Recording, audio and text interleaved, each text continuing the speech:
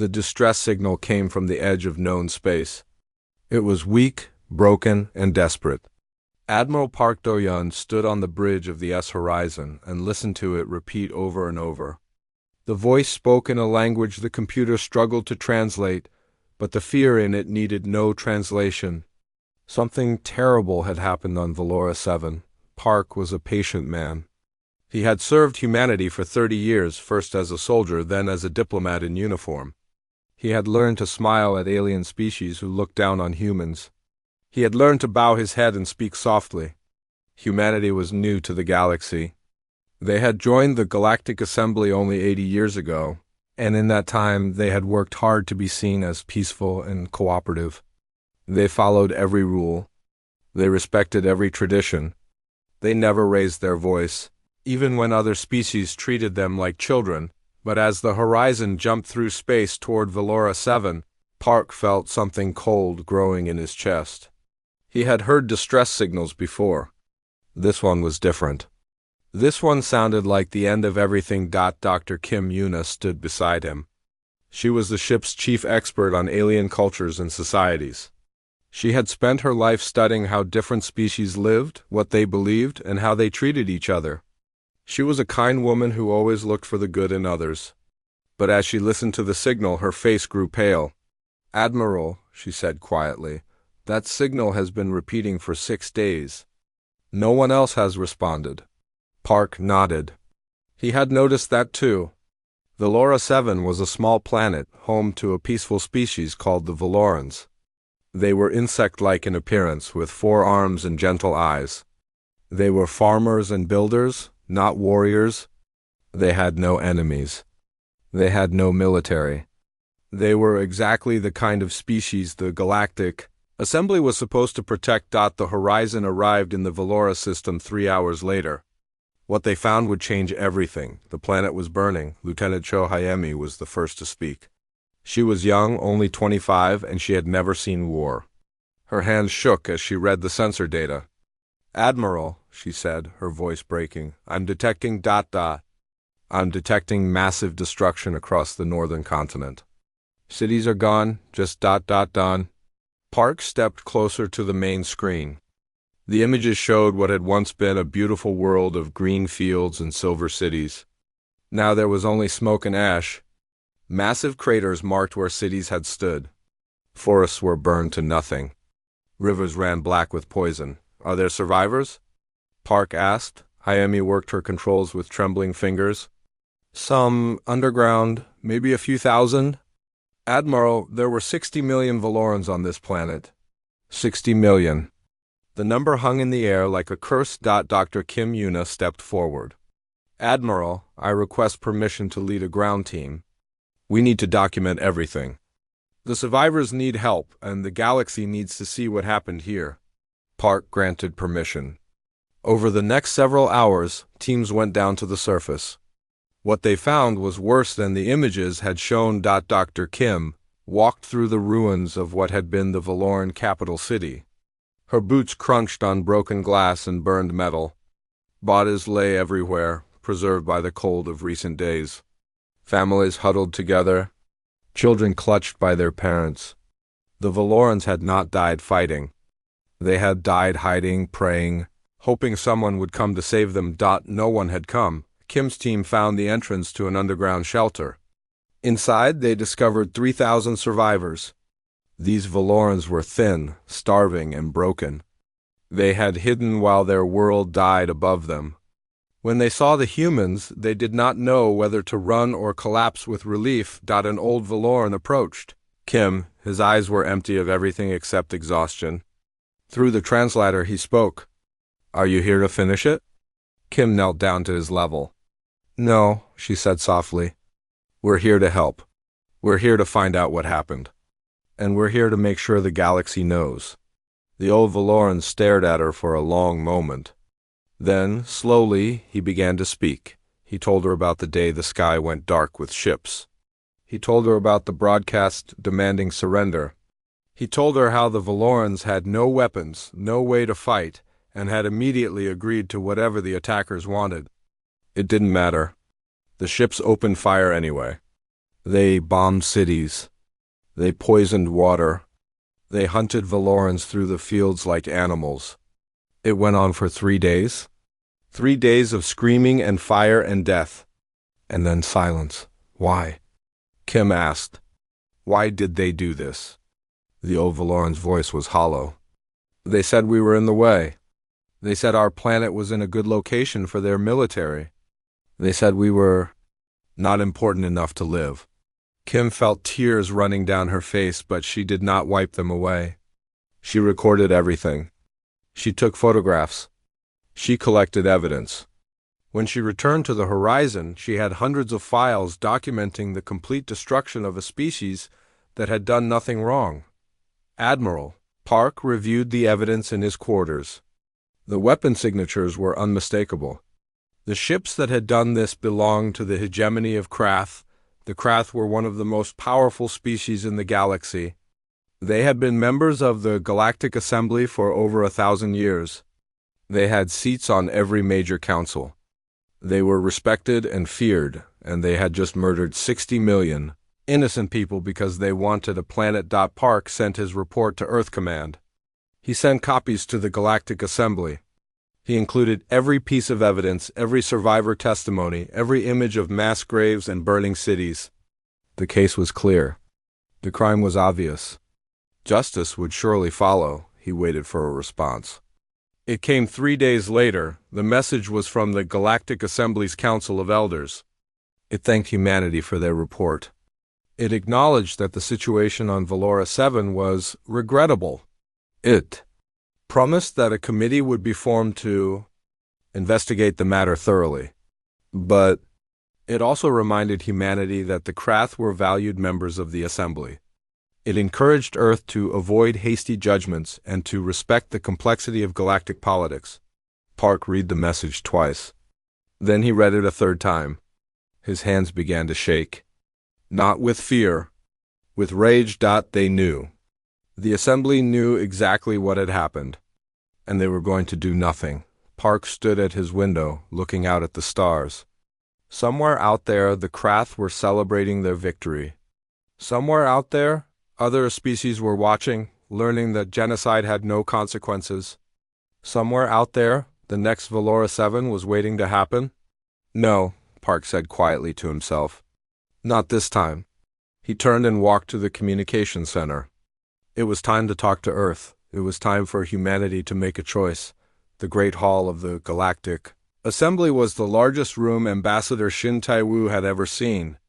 It stretched for nearly a kilometer, filled with floating platforms where representatives from hundreds of species sat in judgment of the galaxy.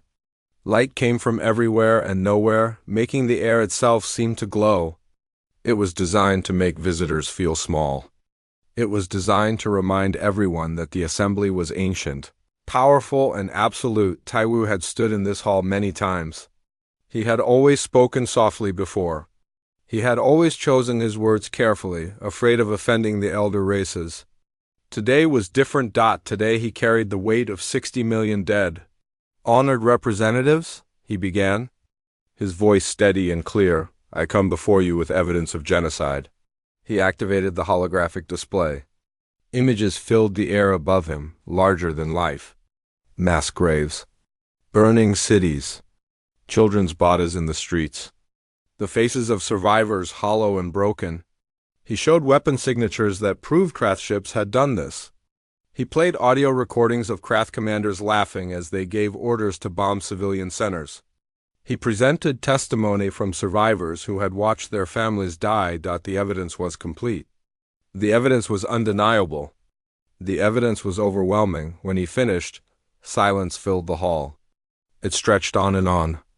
Tai-woo waited, his heart beating hard in his chest. Surely now they would act. Surely now they would see that this could not be allowed. The Krath representative rose to speak. His name was High Counselor Varen, and he was a tall creature covered in gray scales, with cold yellow eyes that showed no emotion. He did not look at the images still floating above the Assembly. He did not acknowledge the dead. The Assembly thanks humanity for this presentation, Varen said, his voice smooth as oil. However, I must provide context. The Valoran system occupies a strategic position on our border. We made multiple offers to relocate the native population. They refused.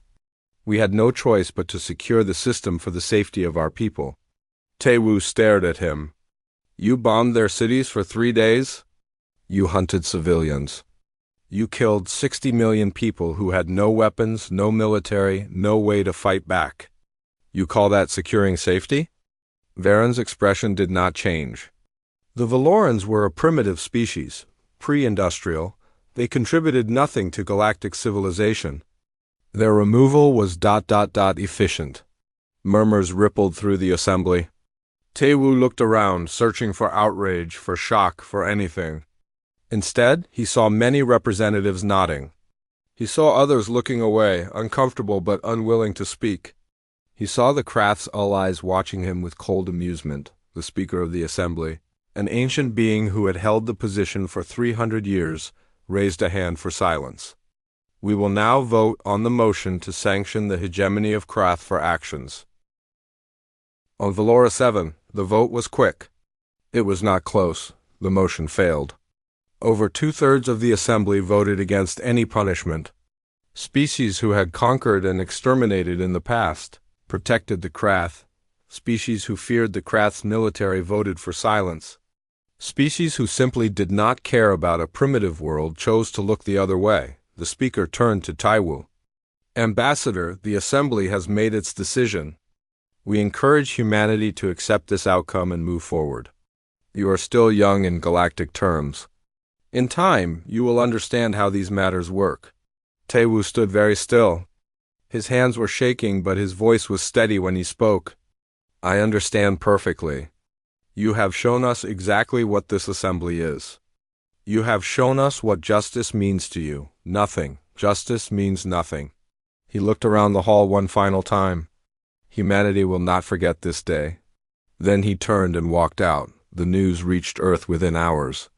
It spread across every screen, every network, every device. People watched the vote. They saw the Krath representative dismiss 60 million deaths as efficient. They saw the Assembly choose politics over justice. And then they got angry. In Seoul, 500,000 people filled the streets. In Lagos, the crowd was even larger. In São Paulo, Buenos Aires, Mumbai, Cairo, New York, Berlin, everywhere, people marched. They carried signs that said, "Never again," and "Justice for Valora," and "Remember the 60 million." They chanted until their voices broke. They wept and they raged and they demanded their leaders do something. President Moon, Jian watched the protests from her office in the United Earth Government headquarters. She had been president for 6 years, and in that time, she had worked hard to maintain humanity's good relationships with the galaxy. She had smiled and nodded and compromised. She had believed that if humanity just worked hard enough, played by the rules long enough, they would eventually earn respect. Now she saw what that respect was worth. Her advisors filled the room behind her. General Baek Yunji stood at the front, her face hard as stone. "Madam President," the general said, "the people want action. What do we tell them?" Moon was quiet for a long moment. She thought about her daughter, who was 12 years old. She thought about the future she wanted for that girl. She thought about what it would mean to live in a galaxy where genocide was acceptable, where the strong could murder the weak and no one would lift a finger.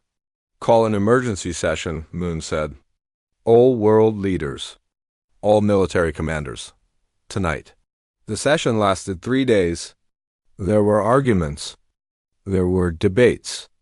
There were those who counseled patience, who said humanity was not strong enough to stand alone, who warned that leaving the assembly would isolate them. They spoke of economics, of trade agreements, of diplomatic relationships built over decades. General Baek listened to all of it. Then she stood and activated her own display. It showed Earth's military capabilities, not the ones they had reported to the assembly, but the real ones. For 80 years, humanity had quietly developed technology they never revealed. They had built ships they never showed. They had prepared for the day when diplomacy might fail. "We are not as weak as they think," Baek said. "We have been careful. We have been patient. We have been planning. The question is not whether we can stand alone. The question is whether we can live with ourselves if we don't. The vote came on the third day. It was unanimous. Earth would withdraw from the Galactic Assembly. They would not stand beside those who tolerated genocide. President Moon Jian addressed the galaxy in a broadcast that reached every inhabited world. She stood in front of a simple blue background, the flag of united humanity behind her. She did not smile. She did not use diplomatic language. She spoke plainly, simply, and from her heart. 80 years ago, humanity came to the stars hoping to find wisdom. We hoped to find civilizations older and wiser than us, who could teach us to be better. Instead, we found the same cruelty we thought we had left behind on Earth. We found empires that murder the innocent and call it necessity. We found councils that watch genocide and call it politics. We found a galaxy that has forgotten what justice means. She paused, letting her words travel across the void. Humanity has not forgotten. We remember our own history. We remember the millions we killed in our past through hatred and greed and indifference. We remember the promises we made never again. Never again would we look away. Never again would we be silent. Never again would we let the powerful destroy the weak while we did nothing. Her voice grew harder. Today we keep that promise. Earth withdraws from the Galactic Assembly. We will not sit beside those who excuse genocide. We will not smile at those who call murder efficient. We will not pretend that what happened on Valora 7 was anything other than what it was. The greatest crime any civilization can commit. She looked directly into the camera. To the people of Earth, I say, we will stand alone if we must. We will build our own path. And we will never again bow to those who have no honor. And to the hegemony of Krath I say this, you believe you are powerful. You believe you are beyond consequences. You believe that because the Assembly will not act, no one will. You are wrong. Humanity has made its decision. And you have awakened something you do not understand. The broadcast ended. Across the galaxy, silence fell, and in the shipyards of Earth, the lights came on and the building began. 6 months passed. On Earth, nothing was the same. The shipyards that had once built merchant vessels and exploration craft now built warships. Factories that had made farming equipment now made weapons. Scientists who had studied alien biology now studied alien weaknesses. Every resource, every effort, every hour of every day went toward a single goal, building a force that could bring justice to Valora-7. Dr. Han Min-ho had not slept properly in months. He was the lead engineer of the Prometheus Weapons Division, a secret program that had existed for 50 years. During humanity's time in the Assembly, they had smiled and cooperated, but they had also prepared. They had developed technology they never revealed. They had built prototypes they never tested in public.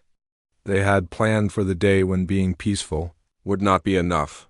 That day had come. Han stood in a massive underground facility, watching his team run final tests on their newest creation. It was a weapon that could disable enemy shields across an entire fleet. The Assembly had never seen anything like it. The Krath had no defense against it.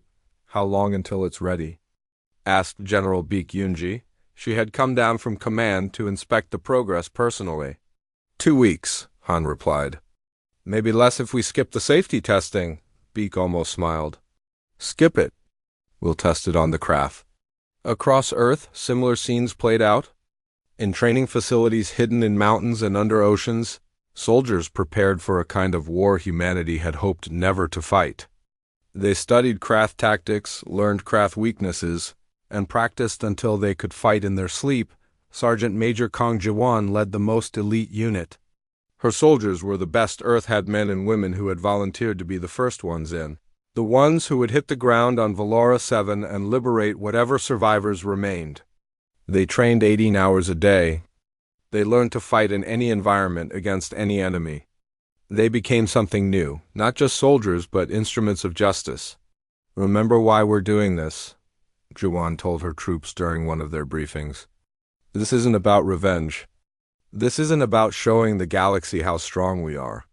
This is about the Valorans who are still hiding underground, waiting for someone to come.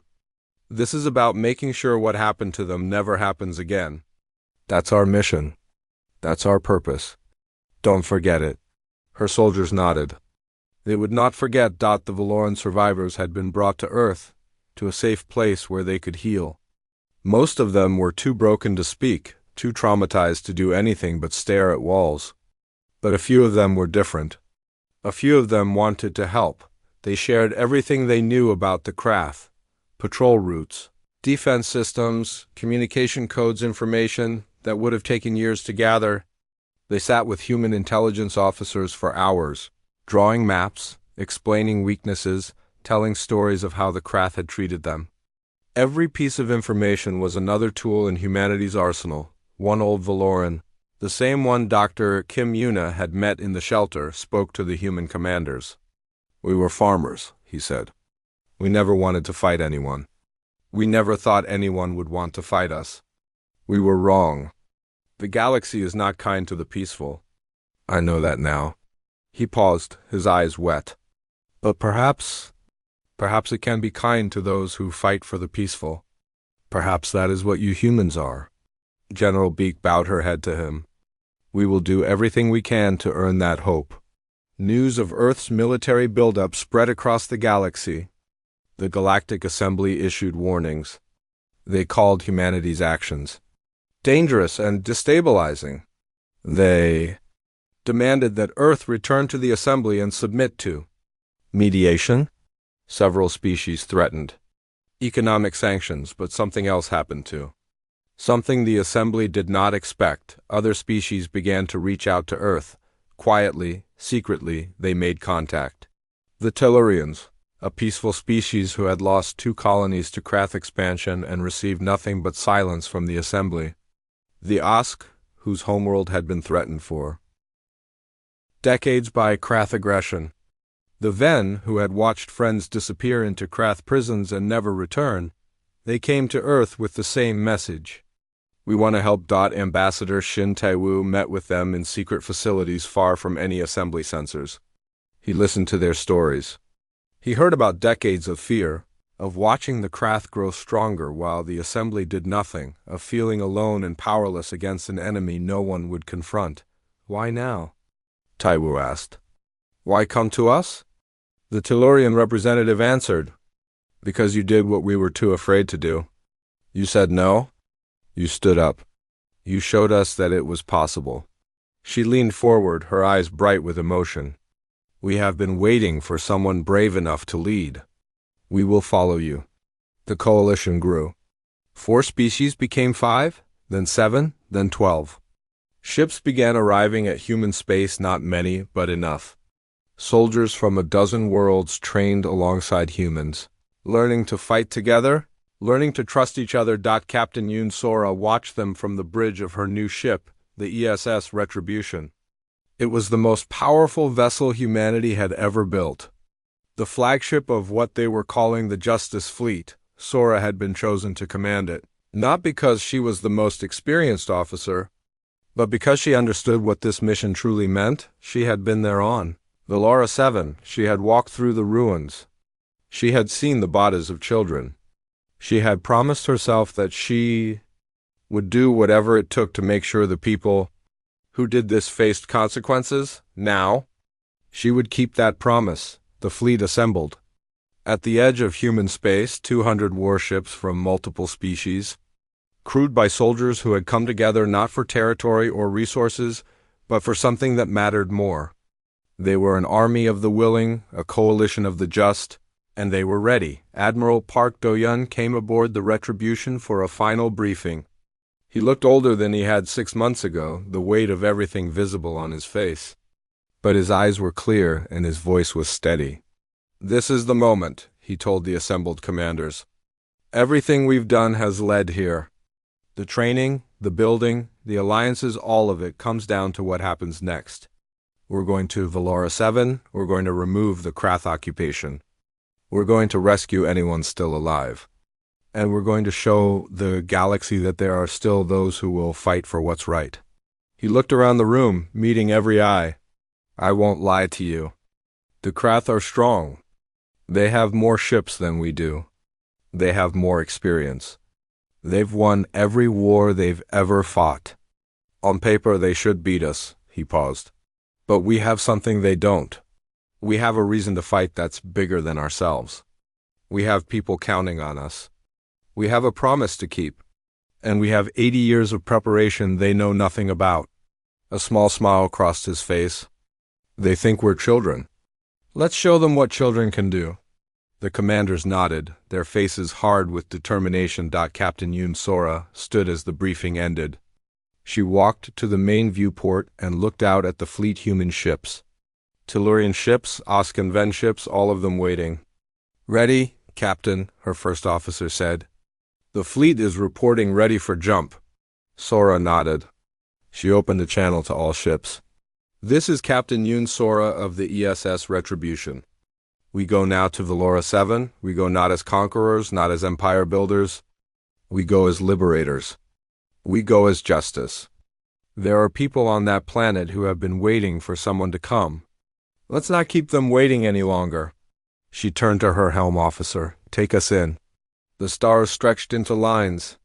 The fleet vanished into faster-than-light travel. They were going to war, the justice. Fleet dropped out of faster-than-light travel like a hammer falling. 200 warships appeared in the Valora system in perfect formation, their weapons already powered, their shields already raised. They had come to liberate a world, and they were ready for a fight. The Krath were waiting for them. Defense stations opened fire immediately. Beams of energy shot across space, slamming into the lead ships. Explosions flared in the darkness. The Krath had been warned that Earth was coming. The assembly had made sure of that, and they had prepared. 50 warships guarded Valora 7, supported by dozens of weapons platforms and thousands of fighters. It was the largest defensive force the Krath had ever assembled outside their home system. On the bridge of the ESS Retribution, Captain Yoon Sora gripped her command chair as the ship shook from enemy fire. Alarms screamed. Officers shouted reports. The chaos of battle filled every corner of the room. Shields holding, her tactical officer reported. All ships reporting ready. Sora nodded. Signal the fleet. Attack pattern Alpha, let's clear those stations. The Justice fleet surged forward. Human ships led the charge, their weapons blazing. Behind them came the Tellurians in their fast interceptors, the Osk in their heavy cruisers, the Ven in their nimble frigates. They fought as one force, their movements coordinated. Their attacks precise, the Krath commanders watched with confusion. They had expected humans to fight like other young species, timid, cautious, easy to push back. Instead, these humans came at them with a ferocity they had never seen. Human ships dove straight into enemy fire, taking hits but never slowing. Human pilots flew like demons, pushing their craft beyond what should have been possible. Human gunners fired with perfect accuracy, destroying targets faster than the Krath computers could track. 1 hour into the battle, the first Krath destroyer exploded. Then the second. Then the third. Impossible, the Krath station commander muttered, staring at his screens. They're too aggressive. They don't fear death. He was wrong. The humans feared death. They just feared something else more. They feared failing. They feared letting down the people who were counting on them. They feared returning to a galaxy where genocide went unpunished. They feared those things more than they feared dying. The message reached High Commander Velthos on the Krath homeworld within minutes. He was the supreme military leader of the hegemony, a warrior who had never lost a battle. When he heard that the human fleet was destroying his defenses at Valora 7, he did not panic. He smiled. Finally, he said, a chance to show these children their place. He summoned the home fleet. 300 warships, the pride of the hegemony, the strongest force in the known galaxy. They had crushed rebellions, conquered empires, and brought entire species to extinction. Now they would crush humanity. Velthos stood on the bridge of his flagship, the Dominance, and addressed his captains. The humans think they can challenge us. They think their anger gives them strength. Let us teach them the truth. Strength comes from power. Power comes from will. And our will is absolute. The Krath fleet jumped to Vel Laura-7. Captain Yoon Sora saw them arrive on her screens. 300 ships pouring out of faster-than-light travel like a swarm. Her tactical officer went pale. "Captain," he said, his voice shaking, "they outnumber us almost 2-1. Sora stood. She looked at the enemy fleet, at the massive flagship at its center, at the wall of weapons pointing at her ships. She thought about everything that had led to this moment. She thought about the dead on Valora 7, about the survivors still hiding underground, about the promise she had made. "Open a channel to the fleet," she said. "All ships?" The channel opened. Across 200 vessels, crews stopped what they were doing and listened. "This is Captain Yoon Sora. I know what you're seeing on your screens. I know the numbers. I know what they're telling you. But I need you to remember something. We didn't come here because we thought it would be easy. We came here because it was right. Every person on this fleet volunteered. Every species in this coalition chose to be here. We are not victims. We are not children. We are the ones who said no more. We are the ones who decided that genocide would have consequences. And we are going to finish what we started." She paused, letting her words sink in. "Today, we show the galaxy what justice looks like. Today, we fight. And we do not stop until Valora 7 is free." She cut the channel and turned to her tactical officer. "Signal Admiral Park, initiate Protocol Prometheus." Across the fleet, crews prepared the secret weapon. Dr. Han Minho had designed it. For years, it had waited in storage, a tool no one hoped to use. Now it would change everything. High Commander Velthos saw the human fleet spreading out and misread it as retreat. "They're running," he said with contempt. "Pursue and destroy." The Krath fleet surged forward, hungry for the kill. Their weapons charged, ready to tear the humans apart. Then the human ships fired, not weapons, but something else. Pulses of energy spread across the battlefield like waves in water. Passing through the Krath fleet in seconds, every Krath shield failed at once. The effect was instantaneous. Ships that had been protected by layers of energy barriers were suddenly naked, exposed, defenseless. Officers screamed in confusion. Captains shouted orders that no one could follow. For 30 seconds, the Krath fleet was paralyzed. 30 seconds was enough. The Justice fleet attacked. Human ships dove into the gaps, their weapons finding targets that could no longer defend themselves. Krath destroyers exploded. Krath cruisers burned. The perfect formation shattered into chaos as captains tried to flee or fight or simply survive. Admiral Park Do-yeon led the second wave, his ships cutting through the Krath lines like knives. "Don't let up," he ordered. "Every second counts. Push them back." High Commander Velthos watched his fleet die.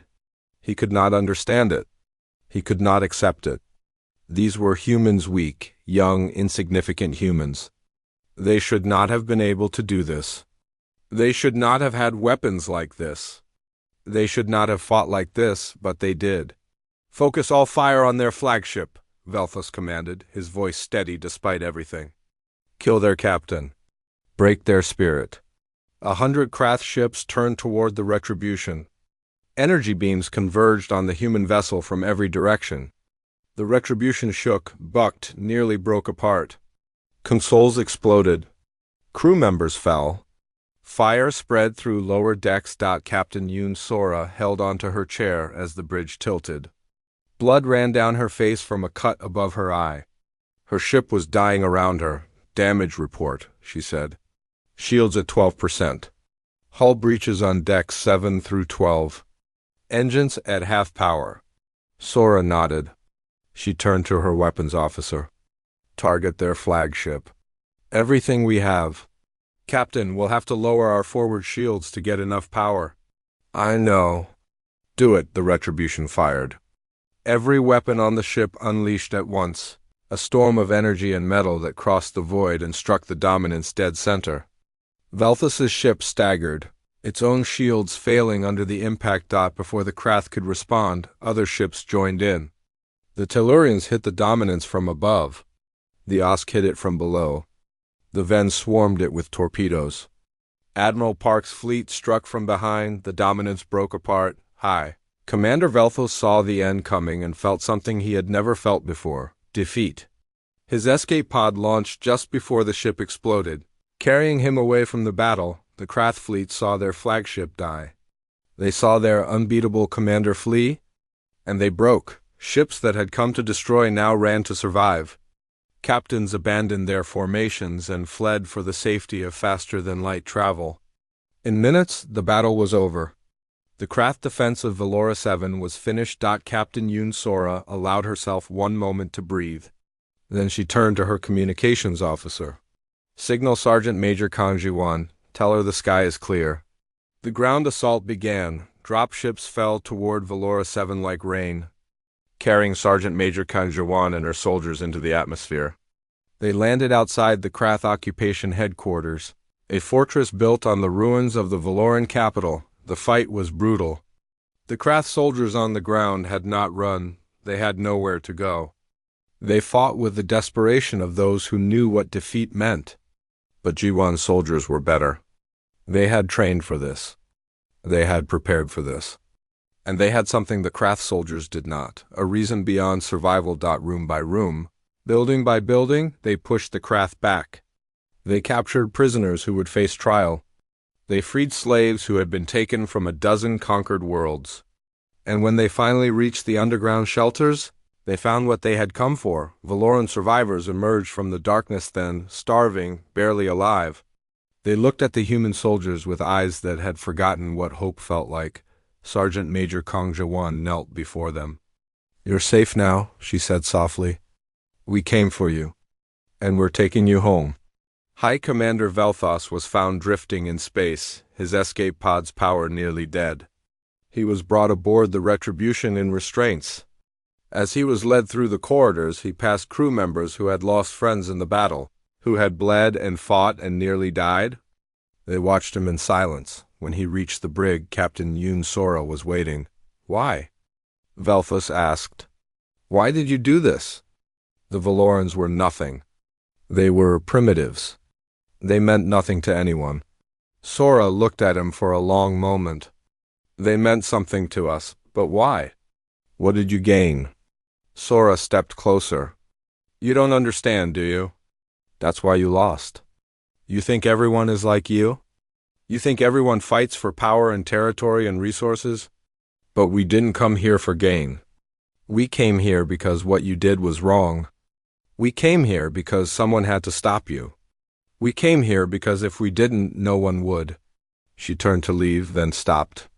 "That's what separates civilization from empire, Commander. We'll make sure the galaxy learns the difference."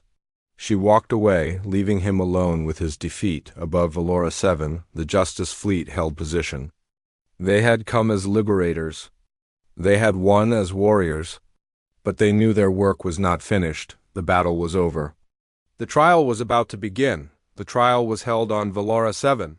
The building they used had once been a government hall, a place where the Valorans had made their laws and celebrated their traditions. The Krath had burned it during the invasion. Now it was rebuilt, not exactly as it had been, but as something new. Human engineers and Valoran survivors had worked together to raise it from the ashes. It stood as a symbol that destruction was not the end, that justice could rise from ruins. President Moon Jian presided over the tribunal. She sat at the center of a long table, flanked by judges from every species in the coalition. Beside her sat Elder Velas, the last surviving elder of the Valoran people. His presence mattered more than any law or procedure. This was his world. These were his people who had died. He had earned the right to see this through. The defendants were brought in under heavy guard. High Commander Velthos came first, his gray scales dull, his yellow eyes empty. Behind him came his top commanders, the ones who had given orders to bomb cities, poison water, and hunt civilians. They had been the masters of 60 million lives. Now they wore restraints and faced judgment. The hall was packed. Reporters from 100 worlds broadcast every moment. Species who had never paid attention to the Valorans, who had never cared about their fate, now watched with fascination. They had seen the battle. They had seen the mighty Krath fall. Now they wanted to see what came next. President Moon opened the proceedings with simple words. We are here to establish the truth of what happened on this world. We are here to give voice to those who were silenced. And we are here to show the galaxy that there are consequences for their crime of genocide. The evidence came first. Hours and hours of it. Weapon signatures, communication logs, survivor testimonies, images of mass graves. Dr. Kim Yuna presented her findings with quiet precision. The same scientist who had first walked through the ruins now giving witness to what she had seen. The images filled the Hall children's bodies, families huddled together in death, cities reduced to ash. The Krath defendants watched without expression. They had done all of this. They had ordered it and celebrated it and called it necessary. Now they sat silent as the record of their crimes unfolded. Then came the survivors. One by one came forward to speak. They told their stories in soft voices that shook with pain. A mother described hiding with her children while bombs fell, then emerging to find she was the only one left alive. A teacher spoke of gathering students in a shelter and watching them die of poison in the water. A child, barely old enough to speak in full sentences, described watching her parents shot in front of her. The galaxy listened. Species who had dismissed the Valorans as primitive now saw them for what they truly were: people. People with families and dreams and lives that had been stolen. People who deserved better than what the galaxy had given them. When the testimonies ended, the Krath were allowed to speak in their defense. High Commander Velthos stood. He was still tall, still proud, still certain of his own righteousness. "I do not deny what we did," he said, his voice steady. "I only deny that it was wrong. The Valorans occupied space we needed. We offered them relocation. They refused. We had no choice but to remove them for the safety and prosperity of our people. This is how the galaxy works. This is how it has always worked. The strong survive. The weak make way. We are not criminals. We are simply honest about what every species does when it suits them." He looked around the hall, his eyes finding representatives from assembly species who had committed their own atrocities. "You sit in judgment of us," he said, "but many of you have done the same. Many of you have conquered, exterminated, erased. You simply lie about it better? At least we are truthful." Silence followed his words. In that silence, the truth of his accusation hung in the air. He was not entirely wrong. The galaxy had looked away from genocide before. The galaxy had allowed it to happen again and again. Ambassador Shin Taiwu rose to deliver the prosecution's closing statement. He looked at Velthos, then at the judges, then at the cameras, carrying his words to every corner of the galaxy. The defendant claims that what he did was normal. He claims that every species would do the same in his position. He looks at the galaxy and sees only predators, strong and weak, killers and victims. Nothing else. Taiwu paused, gathering his thoughts. He is partly right. The galaxy has allowed terrible things. Species have committed genocide and faced no consequences. The Assembly has looked away again and again. This is true. It is shameful. And it must end. He stepped forward, his voice growing stronger. Humanity does not stand in judgment because we are pure. We are not. Our history is full of the same darkness we see here. We have committed genocide. We have murdered the innocent. We have done exactly what the Krath have done. We know what this crime looks like because we have committed it ourselves. He looked at Velthos. But we learned. We saw what we had done and we decided to be different. We built laws to prevent it. We taught our children to. Remember, we made a promise to ourselves and to the future: never again. Never again would we be the ones who killed. Never again would we be the ones who looked away. He turned to face the full hall. That is why we are here. Not because we are better than the Krath, because we remember what it cost to become better. We remember the millions who died while we learned. And we will not allow that lesson to be forgotten. He pointed at the defendants. These people knew what they were doing was wrong. They did not kill in ignorance. They killed because they believed no one would stop them. They believed the galaxy would look away, as it always has. And for a moment they were right. The Assembly did look away. The Assembly did nothing, His voice hardened. But humanity did not look away. And we will never look away again. He sat down. The hall was silent. The judges deliberated for 6 hours. When they returned, Elder Velis read the verdict. Guilty. On all charges. Guilty of genocide. Guilty of crimes against civilization. Guilty of the systematic murder of 60 million innocent people. The sentence followed: life imprisonment on a neutral world under guard by coalition forces. The Krath government would be dismantled. Valora 7 and all conquered territories would be returned to their peoples. The hegemony that had terrorized the galaxy for centuries was finished. High Commander Velthusand without reaction. As he was led away, he looked at President Moon Jian. This changes nothing, he said. The galaxy will always be what it is. Moon met his eyes. Perhaps, but we will always be what we are. And we will keep trying. The trials continued for weeks. Every commander who had participated was judged. Some were sentenced to prison. Some were allowed to return home under restrictions. All were held accountable. For the first time in galactic history, perpetrators of genocide faced real consequences. The effects spread across the stars. The Galactic Assembly, which had stood for thousands of years, began to fracture. Species who had supported the Krath found themselves isolated. Species who had stayed silent faced pressure from their own people to change. 15 worlds applied to join the Justice Coalition within the first month. President Moon Jian addressed the coalition. At the closing ceremony on Valora 7, behind her stood representatives from every member. Species humans, Tellurians, Osk, Ven, and more. Behind them stood the Valoran survivors, no longer hiding, no longer afraid. We did not come to the galaxy to rule it, Moon said. We did not come to conquer or to dominate.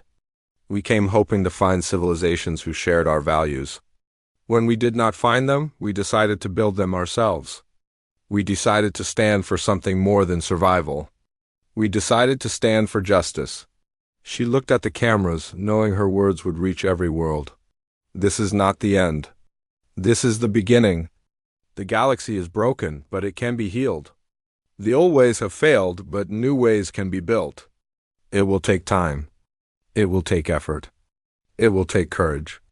But if we have proven anything, it is that these things are possible.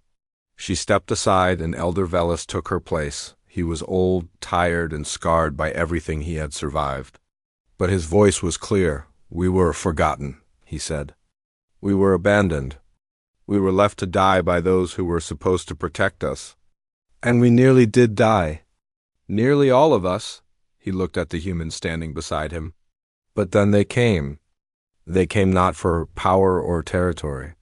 They came because what happened to us was wrong. They came because they remembered their own history and refused to let it repeat. They came because they believed that justice was worth fighting for. He spread his hands, taking in the rebuilt hall, the coalition representatives, the future that now seemed possible. They taught us that justice is not given. It is demanded. It is fought for. It is earned. And now, together, we will build something better than what came before. We will build a galaxy that remembers what happened here. A galaxy that never forgets. A galaxy that never allows this to happen again. He stepped back, and the hall filled with applause. Captain Yoon Sora stood at the back, watching. She had led the fleet to victory. She had captured the enemy commander. She had fought as hard as anyone. But now, seeing the Valorans stand tall, seeing the coalition come together, seeing the hope on faces that had known only despair, this was what mattered. This was why they had done it. Later she returned to the Retribution. The ship had been repaired, its scars hidden by new metal.